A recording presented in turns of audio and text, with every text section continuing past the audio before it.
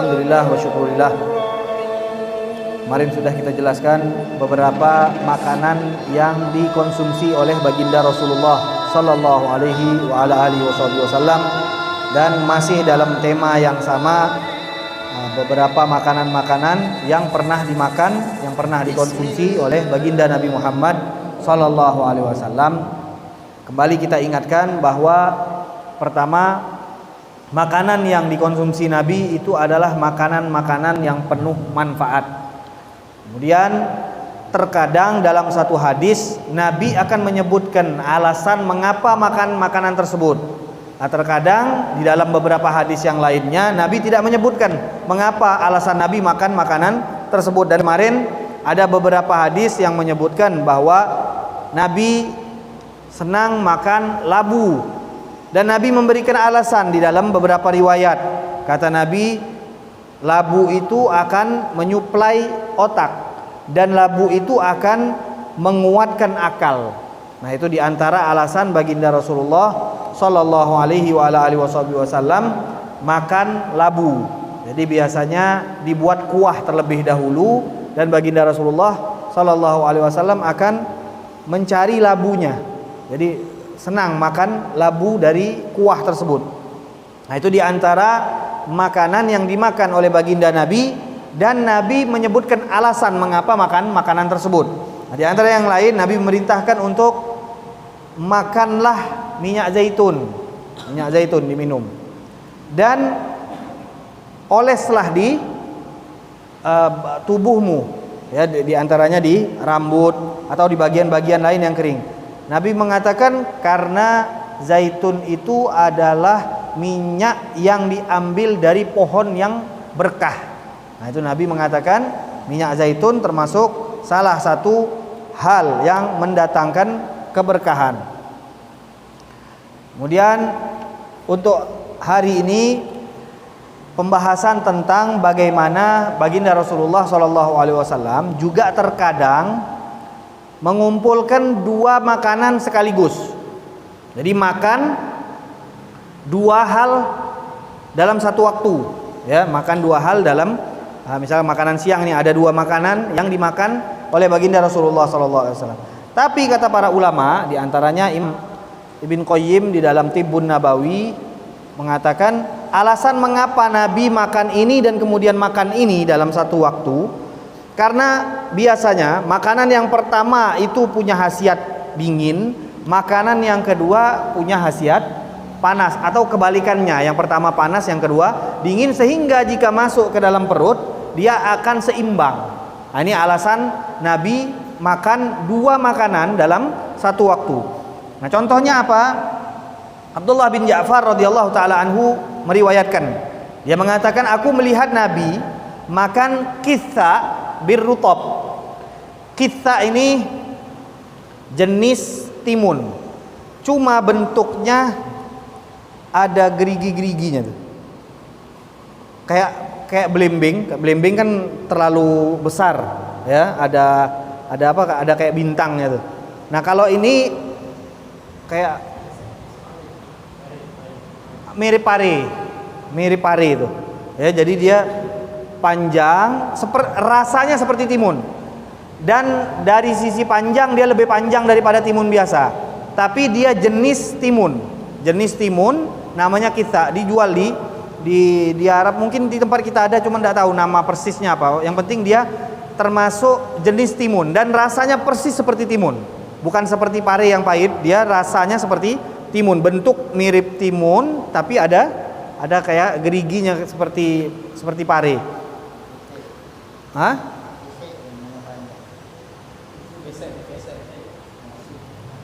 Timun tapi bukan. Nah, ini timun, rasanya seperti timun. Yakulul bitikh birrutab. Nah, tadi apa? Yakulul kitha birrutab. Dan ini pernah dipraktekkan, kami memakannya di Madinah Al-Munawwarah, karena rutab paling banyak di kota Madinah. Jadi di Mekah itu ada kurma, tapi tidak sebagus di Madinah.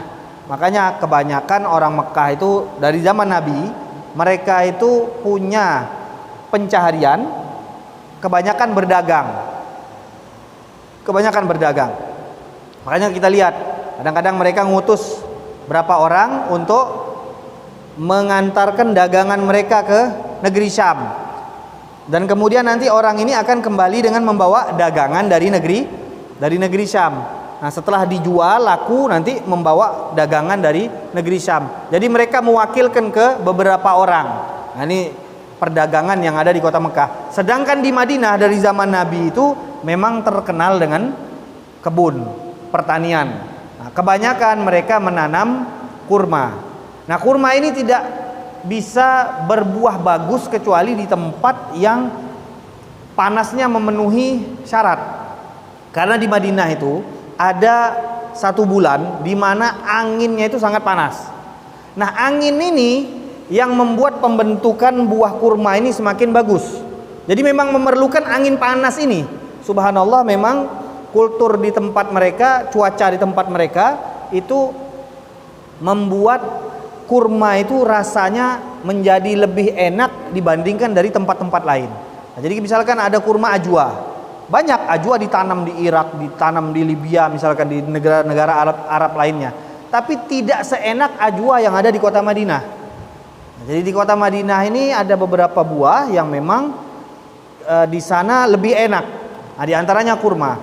Nah, tadi di sini rutop, yaitu tahapan buah sebelum dia menjadi kurma. Jadi dia dinamakan rutop. Dia agak kering, belum ada lembut-lembutnya, dia agak kering. Nah, ini buah rutop dimakan Nabi dengan kitha tadi, jenis timun-timunan tadi. Jadi setelah memakan itu Nabi makan rutop. Nah, ini 2 buah yang dimakan dalam satu tempat oleh baginda Rasulullah Sallallahu Alaihi Wasallam. Disebutkan oleh para ulama karena di dalam kitha, jenis timun tadi, dia basah makanannya, dan di dalam rutop itu hangat.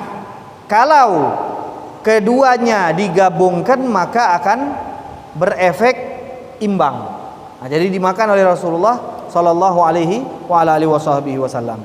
Kemudian ada kalanya Nabi mengumpulkan 2 makanan lain, yaitu bitih bir rutop.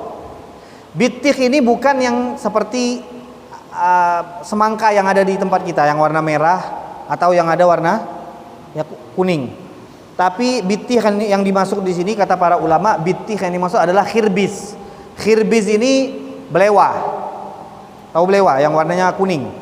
Nah, dimakan dengan apa? Tadi dengan rutop. Pasangannya juga rutop. Nah, jadi belewa dimakan dengan rutop. Dan cara makannya bukan ini dimakan sedikit, ini dimakan sedikit, bukan. Jadi dimakan memang setelah makan ini Nabi makan yang ini, bukan digabungkan dua-duanya. Kemudian di dalam riwayat Sayyidah Aisyah, beliau mengatakan kadang-kadang Nabi memakan timun tadi dengan garam. Nah, kalau kita ini macam ngerujak. Yang jenis timun tadi dimakan pakai garam, kadang-kadang pakai garam. Tapi tidak pakai cabai. Ini tidak pakai cabai. Kadang dipakai bumbu somoy. Nah, kita ini cuman pakai apa? Pakai jenis timunan tadi dengan pakai garam. Ya'khudur rutab biyamini. Nah, ada riwayat Anas yang mengatakan Nabi pernah makan rutab tapi dengan cara yang agak berbeda. Nabi ambil dengan tangan kanan rutopnya dan ambil dengan tangan kiri belewanya. Tuh, kan tidak boleh makan dengan tangan kiri. Nah, makanya kata para ulama, riwayat ini hanya menyebutkan Nabi mengambil, tapi tidak menyebutkan Nabi makan dengan tangan kanan kiri, karena ini gambar yang tidak masuk akal. Jadi Nabi ngambil belewa tangan kanan, kemudian mengambil rutop dengan tangan, ngambil rutop dengan tangan kanan, ngambil belewa dengan tangan kiri. Lah kemudian makannya gimana? Nah, kata ulama, makannya tetap pakai tangan kanan. Artinya setelah makan ini selesai, yang ini dioper ke kanan, makannya tetap pakai tangan kanan. Karena Nabi melarang makan dengan tangan kanan. Ada seorang pemuda pada saat dia mau makan dengan Rasulullah, dia makan pakai tangan kiri. Kata Nabi, kul biyaminik, makanlah dengan tangan kananmu. Kata dia, aku nggak bisa ya Rasulullah. Dia bilang, idan lastata'ta. Kata Nabi, kalau gitu kau nggak akan bisa lagi. Dan dari semenjak itu dia tidak bisa lagi makan dengan tangan kanan, karena tidak mengikuti dan mengindahkan perintah baginda Nabi Muhammad sallallahu alaihi wa ala alihi wasallam. Kemudian riwayat yang lainnya, Nabi makan apa tadi, belewa dengan rutop, dan kemudian Nabi menyebutkan bahwa itu adalah makanan yang bagus, kata Nabi. Itu makanan yang bagus, yang baik.